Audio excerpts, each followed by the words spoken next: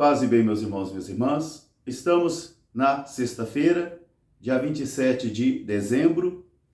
Hoje a igreja celebra a festa de São João Evangelista. O nosso evangelho é retirado do livro de João, capítulo 20, versículos de 2 a 8. Naquele tempo, no primeiro dia da semana, ainda de madrugada, Maria Madalena foi procurar Pedro e o outro discípulo, aquele que Jesus amava, e dissera a eles: levaram o corpo do Senhor e não sabemos onde o colocaram. Eles saíram correndo. Os dois correram juntos em direção ao túmulo. Mas o outro discípulo correu mais depressa que Pedro e chegou primeiro. Ele olhou para dentro do túmulo e viu as faixas dobradas sobre o chão, mas não entrou. Depois também chegou Simão Pedro. Ele entrou no túmulo, viu as faixas sobre o chão e o pano que estava sobre a cabeça de Jesus dobrado em um outro lugar. Depois entrou também o outro discípulo, aquele que Jesus amava. Ele viu e acreditou. Palavra da salvação. Meus irmãos e minhas irmãs, estamos celebrando a oitava de Natal, como se fosse um único dia, como se estendesse o dia 25 de dezembro até esse sábado seguinte, onde celebraremos tudo como se fosse um único dia ampliado, para podermos contemplar, ouvir e sentir a presença do menino Deus entre nós, e principalmente permitir que a sua luz ilumine as trevas de nossos corações e também as sombras de nossas vidas. Por isso, hoje, na primeira carta de São João, um texto belíssimo, uma reflexão bonita, onde ele diz: aquilo que nós vimos, aquilo que nós ouvimos, aquilo que nós contemplamos, e aquela palavra da verdade que as nossas mãos tocaram, nós vos anunciamos. E anunciamos aquilo que vimos e aquilo que ouvimos, para que acrediteis também e a vossa comunhão esteja conosco, e para que a nossa alegria seja plena. Porque nós vos anunciamos aquela palavra que vivia sempre, aquela palavra que era Deus, que estava em Deus, aquela palavra que veio ao mundo, e que aqueles que se deixaram tocar por ela e que foram atraídos para crer no seu nome e que se tornaram também filhos e filhas de Deus, não pelo desejo da carne, não pelo sangue, não pela vontade do homem, mas pela própria vontade do Pai que se manifesta a cada um de nós, porque o homem por si mesmo não consegue chegar à fé. Por si mesmo não. Por seu esforço pessoal não. Ele pode até buscar querer crer, mas querer crer ainda não é crer. Por isso é o Pai que nos atrai a Jesus, e é Jesus que nos revela também o mistério do Pai. O apóstolo então está falando desta revelação que Deus fez àqueles a quem Ele quis. Aqueles a quem Ele quis. Aqui nós podemos compreender por quê, meus irmãos e minhas irmãs, que muitos de nós às vezes passamos por anos de catequeses. Às vezes nós lemos bastante também as coisas de igreja, as doutrinas, temos conhecimentos profundos doutrinários, mas a fé fica limitada, fica raquítica, porque é o Senhor que se manifesta.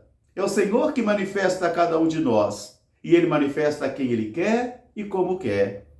Por isso, na primeira carta hoje, o apóstolo João, também escrevendo à comunidade, vai dizer aquela palavra que viveu sempre, que existia sempre, e que nós vimos, ouvimos, que contemplamos, que nossas mãos também tocaram. Nós vos anunciamos essa palavra de vida, para que vós também sejais felizes e possais experimentar a alegria que nós experimentamos. É dentro dessa reflexão que nós vamos então correr com Maria Madalena até a casa de Pedro e aquele outro discípulo que Jesus amava, o discípulo João.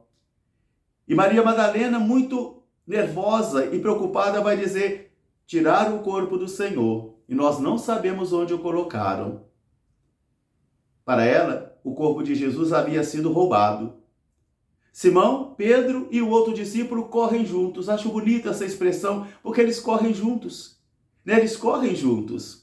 Mas como Pedro é mais velho e o outro discípulo é mais novo, ele correu mais depressa do que Pedro. Ele teve mais força, teve mais vigor, tinha a juventude também a seu dispor. Por isso ele chegou primeiro no túmulo, mas ele não entra. Alguns dos santos padres vão dizer que ele não entra por respeito à primazia de Pedro. Ele não entra por causa da primazia de Pedro. Mas ele correu mais do que Pedro. Ele correu mais. Ele chegou, olhou dentro do túmulo, viu ali as faixas sobre o chão, mas não entrou. Depois chegou Pedro, ele entrou, viu as faixas sobre o chão, viu também o outro pano que estava sobre a cabeça de Jesus dobrado, mas em outro lugar, porque a prova da ressurreição de Jesus é uma prova também palpável, né? Também palpável, porque os panos estavam fora do lugar, os panos não estavam mais no mesmo lugar. E diz o nosso texto, Pedro entrou, viu as faixas no chão, viu o outro tecido que estava sobre a cabeça de Jesus dobrado num outro lugar, mas não diz que ele acreditou. Né? Aqui não diz que ele acreditou. Não sei se ele acreditou ou não. Não sei. Mas o texto de hoje não diz nada. Diz que ele entrou e viu as faixas no chão.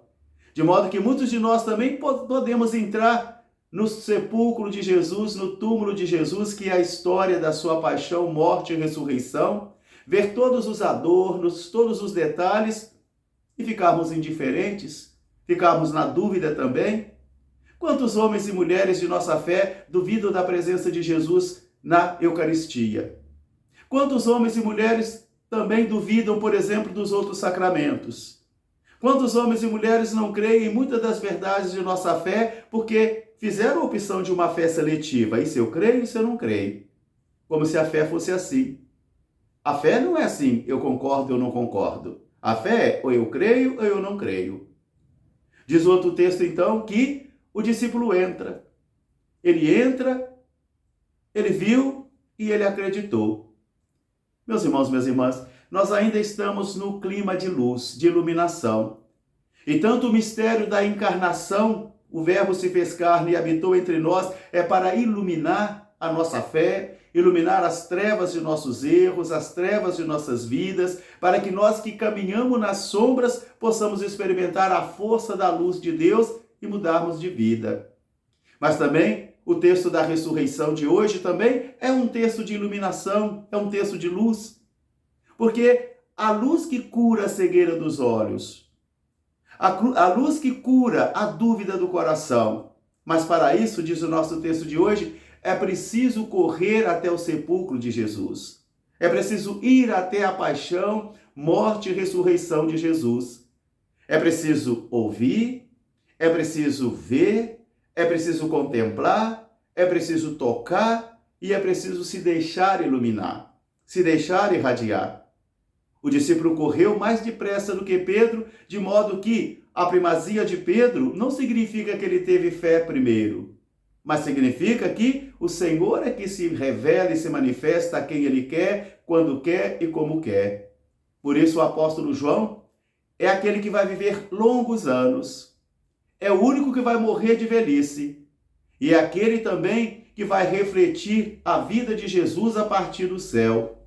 Se Marcos, Lucas e Mateus vão refletir o Jesus histórico para chegar ao Jesus divino, João vai começar do Jesus divino, que era o Verbo de Deus, que estava em Deus, que era Deus e que veio ao mundo e se encarnou.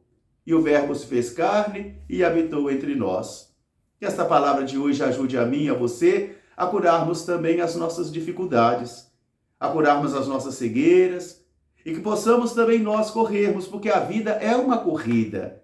É uma corrida para poder encontrar o Senhor e permanecer com Ele também. E só será salvo quem perseverar até o fim, como fora dito no Evangelho de ontem. Um grande fraterno abraço para todos, paz e bem. Até amanhã, se Deus quiser. São João Evangelista, rogai por nós. Paz e bem.